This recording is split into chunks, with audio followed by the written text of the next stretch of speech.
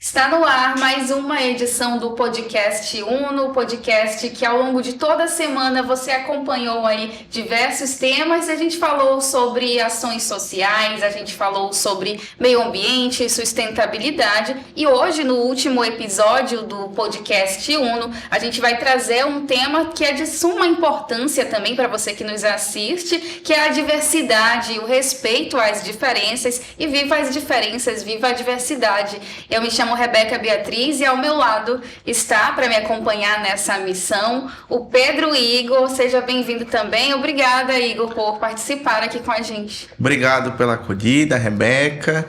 Então, esse tema, né, que é de alta relevância na sociedade brasileira. Então, nós vamos trazer aqui todos esses parâmetros positivos, recomeços e reflexões para que você que está nos escutando, nos vendo, consiga, né, fazer essa reflexão sobre si e sobre aqueles que estão em sua volta. E para falar sobre esse tema, né, que está conosco o professor Daniel Chagas, né, que é coordenador pastoral da Escola La Salle, e vai falar um pouquinho, né, sobre esse tema, esse ousar na diversidade, né? Como nós darmos essa iniciativa para que nós possamos crescer neste ponto. Pois é, primeiramente, muito obrigado por esse convite. Falar da diversidade é um tema bem grande, né? Eu acho que a gente tem que... O fato de olhar para o lado e ver pessoas próximas a nós, só por isso a gente já pode começar a falar sobre esse assunto. E não é só fora de casa, a gente começa já dentro da nossa casa. Quem que pode dizer que tem o mesmo pensamento, os mesmos gostos que os irmãos, não é mesmo? Já começa ali.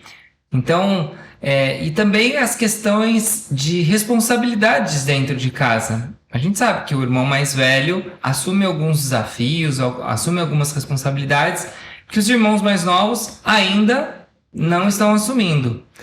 E no ambiente escolar, que é o meu chão, a gente lida muito com essa realidade, porque juntamos ali crianças de várias culturas familiares, de pais que de repente têm escolhas pelo filho não comer sanduíches da cantina do colégio, mas que prezam por alimentos mais naturais. Ou outros que não, que levam o cartão e compram livremente ali. Simples fato de a gente pensar já de comer diferente, a gente já está lidando com o outro de um modo diferente. Então, se a gente vai combinar de sair junto, já vai ser um pouquinho complicado, não vai? Então, um tem um gosto, um tem um outro. Então, pensar a diversidade, às vezes a gente pensa de coisas mais difíceis, né? Não, time de futebol. Um torce pro Flamengo, o outro torce pro Botafogo. E assim por diante. Então, o tema da diversidade, às vezes a gente passa mais por aquilo que traz atrito, né? Por exemplo, o time de futebol, ou de repente algum diálogo sobre as questões religiosas. Mas a gente esquece de aspectos simples, né? Do dia a dia, que se a gente não buscar o ir de encontro ao outro, a gente acaba não colocando ali, vendo a riqueza do relacionar-se. Acho que é um pouco isso que eu começaria conversando com vocês. Então, nesses pontos que você colocou, a gente poderia elencar o equilíbrio, a escuta, o respeito, a contribuição e o conselho, né? Sim. Isso são valores que a gente pode trazer para o momento presente na nossa vida. E surge uma pergunta que, e mais na sua área de trabalho, como é que está formando as novas gerações para contribuir com esses valores? Porque há uma cultura vigente, né, que nós já sabemos, pelo meio de comunicação, algo que não é muito bom, algo que não contribui para o respeito, para o equilíbrio, para a escuta, mas sim muito no egoísmo. Como que dentro da sua realidade existe, né, essa preparação para a nova geração cultivar já esses valores a fim de uma nova cultura, um novo modo de cuidar da diversidade? É uma ótima pergunta essa. Eu percebo muito nos adolescentes de hoje essa afirmação de si. Eles querem, assim, tem essa exigência, mas acho que é próprio do adolescente, que eles estão amadurecendo, né, no estágio de vida que eles se encontram, os seus gostos, os ambientes que vão frequentar na sociedade, e então eles buscam muito dessa afirmação, só que nem sempre essa afirmação respeita o outro, né? Eu quero me colocar, mas eu me colocando, eu não busco esse encontro com o outro. Então, acho que o grande desafio hoje, e é um dos trabalhos que a gente realiza com os nossos estudantes, é esse perceber que tem um outro, que eu não estou sozinho nesse mundo. Então, eu não posso pensar que todas as escolhas que eu faço são, de fato, as mais assertivas para o que eu preciso ou para o que o grupo precisa. Eu preciso perceber que o outro tem outras demandas. Uma realidade que, por exemplo, eu não pude viver quando eu fui estudante é a questão da inclusão de alunos, por exemplo, com deficiência. Eu vejo uma riqueza extraordinária hoje em dia e que o fato de a escola hoje receber estudantes com deficiências físicas ou psicológicas, elas fazem com que eles já tenham essa sensibilidade de incluir o outro nos trabalhos escolares, na rotina do colégio, no espaço do intervalo, no momento da merenda. E esse ir de encontro ao que o outro pode, as capacidades do outro, a gente resgata nessas situações também que eles querem afirmar as suas escolhas, o que eles querem para a vida deles, inclusive questões de orientação sexual, que é muito forte, né? A puberdade traz à tona muitos dos assuntos sexuais para eles querem debater, querem conversar. A gente tem que encontrar o equilíbrio para ter de fato um diálogo aberto com eles, que muitas vezes não conseguem ter com os pais, e inclusive no diálogo com eles falar: você já pensou em conversar sobre isso com seu pai? Ah, não, ele não vai me entender. Não, ele não me entende. Então, de colocar, não. Quem sabe se você buscar as palavras corretas para você conseguir construir esse diálogo, e você pedindo para que eles escutem abertamente, você consegue construir sim esse diálogo. Então, puxando coisas da realidade deles e trazendo para outras situações que às vezes eles não tinham pensado. Então, por exemplo, a relação com algum aluno com deficiência ou algum aluno que de repente não tem a mesma facilidade que ele naquela disciplina. E ele transpor para uma outra realidade da vida, que às vezes ele não consegue enxergar do mesmo jeito. Às vezes a realidade de diálogo com outro da mesma idade, é mais fácil ele pensar em transpor barreiras do que com pessoas de idades, principalmente pessoas mais velhas, né, com os pais, referências de autoridade para ele. Então, ajudá-lo a ver que é a mesma coisa. O exercício do diálogo também ele precisa exercitar nessas relações. O que é interessante é que justamente a gente está na Semana Mundo Unido e esse ano a gente tem como tema a questão de ousar cuidar. Então a gente pode colocar aqui também, trazer para essa discussão, para esse bate-papo, ações para que a gente aprenda, a gente enquanto ser humano, enquanto profissional, enquanto aprendiz da vida, que a gente consiga pensar em ações de ousar cuidar. Quando você cuida, você precisa ousar, né? Então são duas ações ali que tem que andar em conjunto. E aproveitando, né, toda essa temática, essa discussão, você é filósofo, é também educador, então você está acostumado, eu diria, né, no seu dia a dia, a ver e perceber as diferenças. Inclusive, né, em diversos lugares que a gente frequenta, seja nos nossos grupos sociais, na escola, na igreja, existem as diferenças, né? Dentro da nossa casa mesmo existe. Então eu queria que você contribuísse com a gente a respeito dessa questão de como é que a gente convive de forma harmoniosa com as diferenças. Às vezes, né, um pensamento diferente, pode ser qualquer tipo de diferença. Então, qual seria a lei da boa convivência, se a gente pode colocar dessa forma, né? A lei do bom convívio. Olha, a gente tem a regra de ouro, né? Que é a base do amor verdadeiro, né? Do faça ao outro aquilo que você gostaria que fosse feito a você. Eu acho que a primeira coisa, pensando em diversidade, que a gente gostaria que fosse feito é o respeito, não é mesmo? Então, eu respeito o teu modo de pensar. eu respeito as tuas escolhas. Claro que tem as ressalvas, né? Eu amo em tudo, menos no pecado.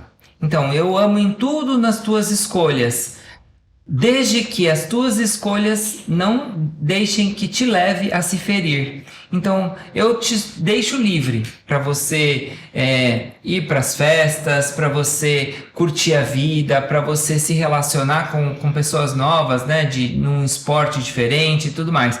Só que a partir do momento que eu vejo que aquilo te coloca em risco a tua integridade também como pessoa, é o momento de eu intervir, por amor a você.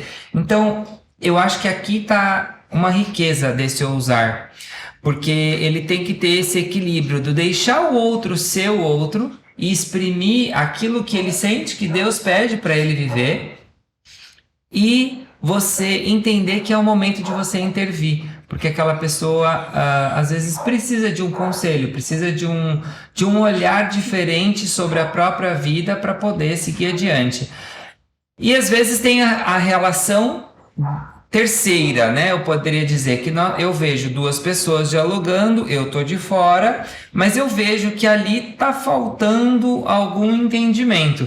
Então, eu ouso cuidar do relacionamento das outras pessoas, entendendo se é o momento aquele no qual está acontecendo, algum problema, alguma coisa nesse sentido, ou se depois eu posso chegar, ei, Rebeca, sabe que aquele momento que você estava ali conversando com o Pedro, eu percebi que se você talvez tivesse escutado ele até o final, ele poderia ter, né, expresso todo o sentimento dele, ou vice-versa, poderia ter chegado para o Pedro e falar, Pedro, naquele momento você percebeu que a Rebeca ficou silenciosa?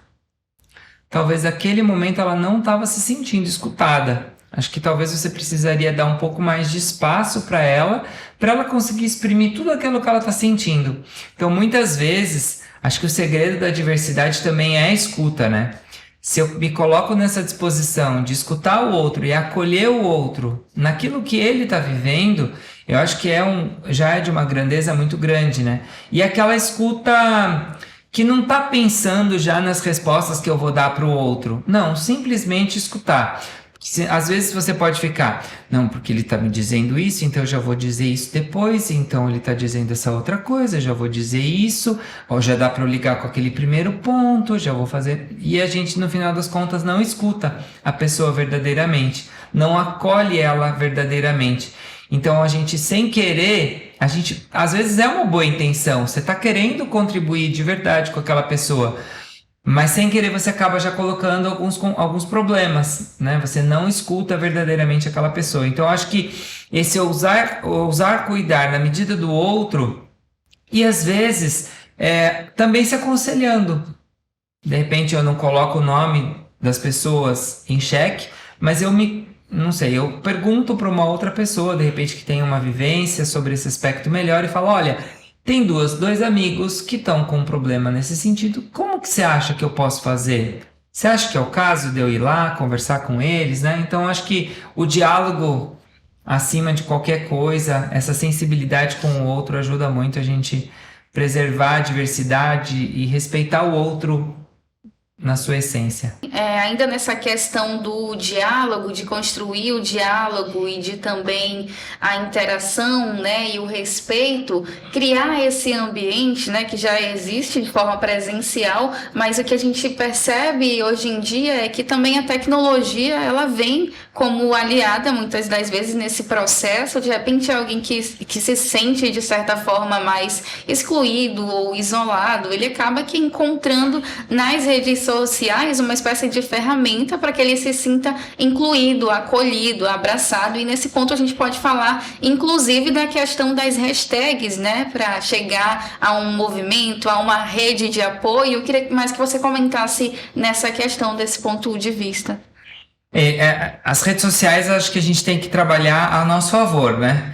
É uma riqueza muito grande, é um universo muito grande a ser explorado, e eu acho que também de muitas informações. Às vezes a gente não conhece as realidades do que o outro está vivendo, e pesquisando algumas coisas, inclusive as hashtags, eu consigo descobrir universos que não são próximos aos meus. E E isso já faz com que me demonstra, o fato de eu estar pesquisando demonstra pelo menos uma abertura a conhecer o outro, né? A conhecer a realidade do outro. Que às vezes, por exemplo, dentro da sala de aula, eu posso ter uma pessoa que vive uma realidade de família ou tem uma condição específica de saúde que eu não conheço, que eu desconheço, e eu não tenho ainda proximidade com aquela pessoa para de repente iniciar um diálogo, mas eu posso buscar nas redes sociais para poder encontrar alguma coisa nesse sentido. Ou o contrário, como você mesma disse, né, de alguém que de repente se sente isolado, sozinho por alguma condição sua, e que nas redes sociais encontra pessoas que vivem aquela mesma realidade. Pessoas com deficiências físicas. Eu acho que um exemplo muito grande disso, por exemplo, o Mion, que tem, né, o filho com autismo e que utilizou daquela sua realidade para promover também uma conscientização e também pauta política para conseguir mudar a realidade de assistência e visibilidade do autista na nossa sociedade. Então, ela tem uma riqueza muito grande. No colégio, a gente vê isso também nos trabalhos. Os professores utilizam dessas ferramentas também para mostrar a riqueza disso, dos estudantes criarem perfis para falarem sobre a conscientização, para falar sobre a diversidade, de questões também de assistência, questões sociais de assistencialismo que são necessárias, ou a visibilidade para as pessoas com deficiência e a questão de mobilidade urbana, né? Como é difícil um deficiente poder, por exemplo, um cadeirante. Eu, por exemplo, depois de um projeto dos alunos sobre deficientes visuais caminhando na cidade. Ontem mesmo eu estava na calçada e vi uma árvore torta.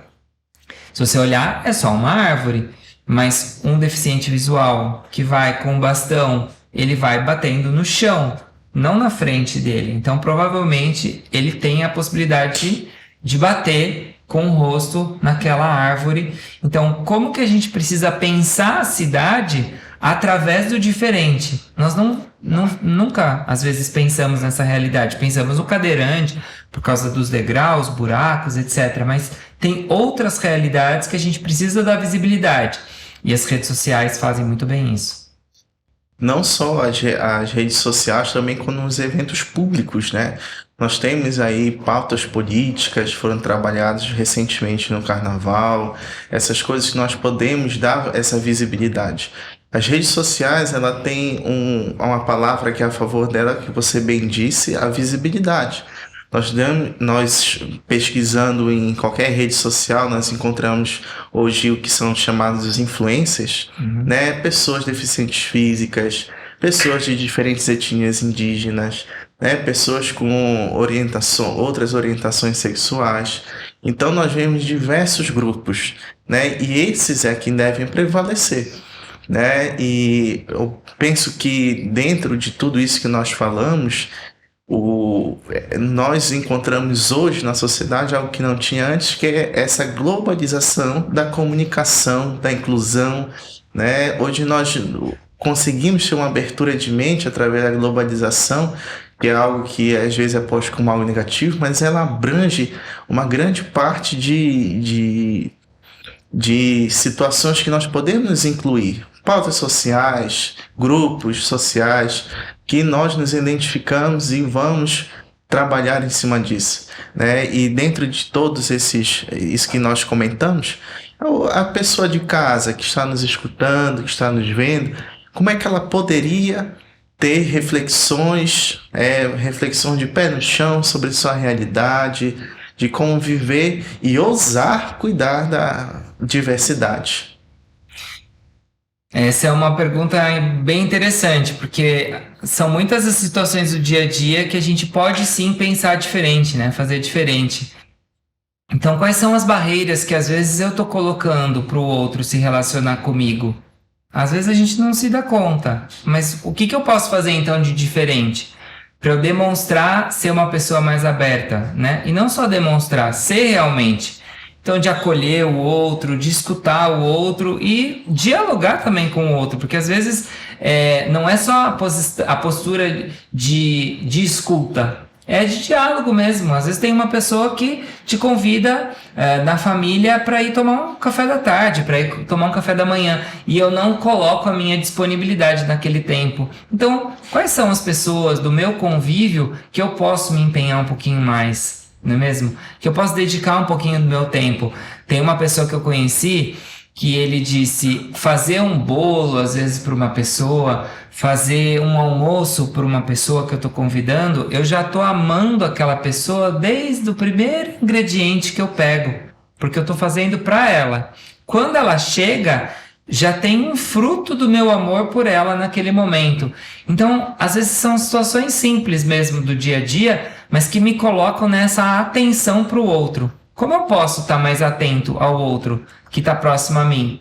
Inclusive aqueles que estão passando por dificuldades, às vezes por uma situação de saúde, por uma situação de relacionamento, que precisa às vezes só do nosso tempo. Então, a quem eu posso dedicar o meu tempo? Com uma ligação, ou até também pedindo ajuda. O outro, pode estar disponível para me escutar. Às vezes eu preciso disso. Então eu não coloco barreiras para o encontro, para o diálogo.